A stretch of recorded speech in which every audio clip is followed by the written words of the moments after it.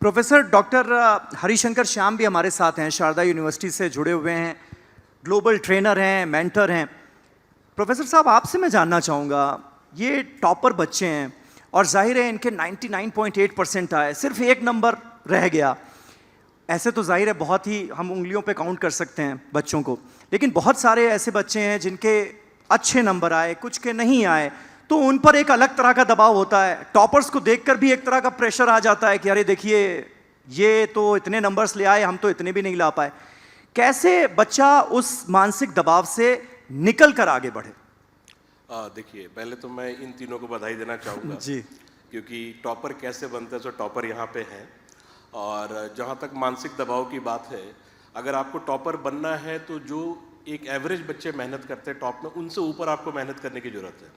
तो मानसिक दबाव जो बच्चों पे आता है, सबसे बड़ा अगर हमारी सोसाइटी में आप देखिए, एक्सपेक्टेशन फ्रॉम पेरेंट्स बहुत ज़्यादा है। स्कूलों की भी एक्सपेक्टेशन बहुत ज़्यादा बढ़ गई है क्योंकि आजकल मार्क्स को लेके कंपटीशन की काफ़ी होड़ हो गई है। अगर आपको अच्छी जगह एडमिशन चाहिए, वो तो अच्छा है कि CUT has come into the picture, तो उसने कहीं तक प्रेशर को रिलीज़ किया है।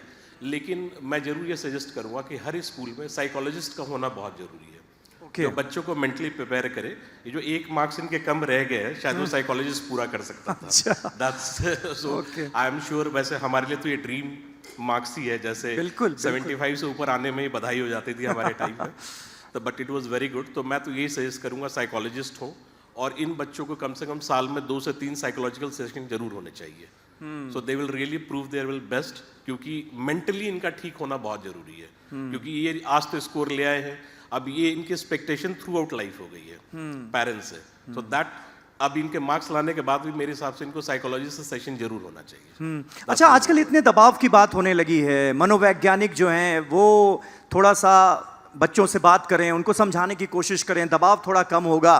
देश के प्रधानमंत्री नरेंद्र मोदी परीक्षा पर चर्चा करते हैं और वो बड़ा यूजफुल प्रोग्राम है, उसमें बच्चे बड़े इंस्पायर होते हैं और दबाव कम भी होता है। पहले तो इतनी बातें नहीं होती थी, तब दबाव नहीं होता था क्या? नहीं, दबाव पहले भी होता था, बट आप देखिए कि चीजें बदल गई हैं। कंपटीशन का दायरा बढ़ गया है, और जब से सोशल मीडिया आया, आप देखिए कि भाई ये बहुत तेजी से वायरल भी होता है। जैसे कि पिछले के 2 सालों में बताऊं कि मेरे पड़ोस में इशिता किशोर थी, उसने UPSC का एग्जाम टॉप किया।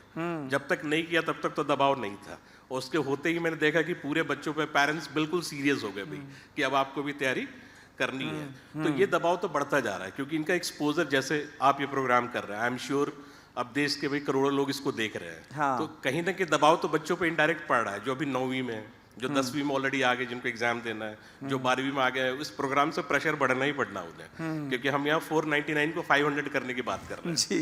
तो ये प्रेशर तो रहेगा। हाँ। इसे तो हम अवॉइड नहीं कर सकते।